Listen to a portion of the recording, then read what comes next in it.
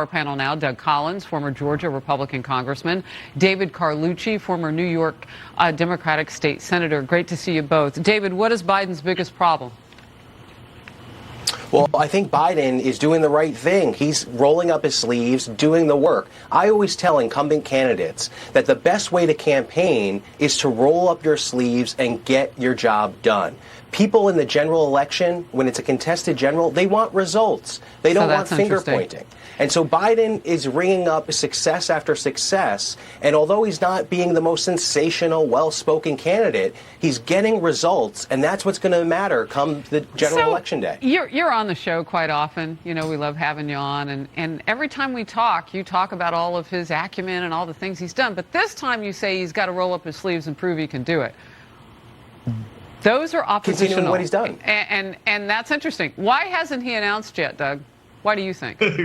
Well, I think the biggest problem Biden has is Biden. Let's just be honest about this. And look, if you're someone from the left perspective and you like big government, then you like some of the things that he's pushed through, like inflation and many of the other problems, our energy dependence now instead of energy independence. I think the biggest problem he's got is himself and the perception that he's not up to the job. He just said it. Could age be a legitimate conversation? Yes. And then when you tack that onto the fact that he stumbles through speeches, he forgets people's names, the perception of just going along and not connecting with the people, that's made it very real. Democrats have a big problem, though. They don't have a bench. They have nobody past him, so they're very concerned if he doesn't run, who's next? The economy and inflation are still cooking very hot, and the disapprovals for this president north of 60% for both. David, what does he do? Well, I think he continues to do what he's done. He's going to tout his success. That's what got him to 62 and 66 disapproval. If he does more of what he's done already, Republicans can walk in with lollipops and dance.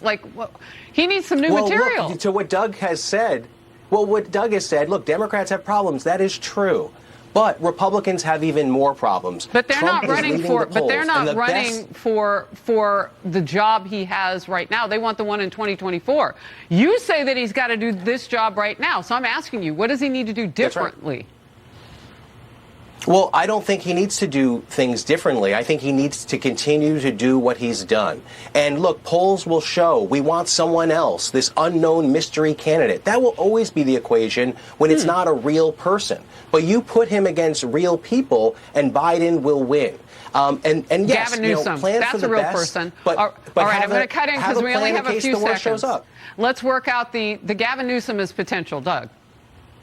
Yeah, look, the problem is they don't have another one. The problem is right now people are looking for change. And it is sort of unprecedented for a president going into a second term to be at these kind of numbers and there be this much legitimate conversation on should he be the candidate in the next cycle. And then mix in age and the gaps and everything else. Well, we're out of time. I knew it would be tight. But, gentlemen, I'm so glad you were here. We'll bring you back. David, Doug, thank you. Outnumbered after the break. Thanks for having us.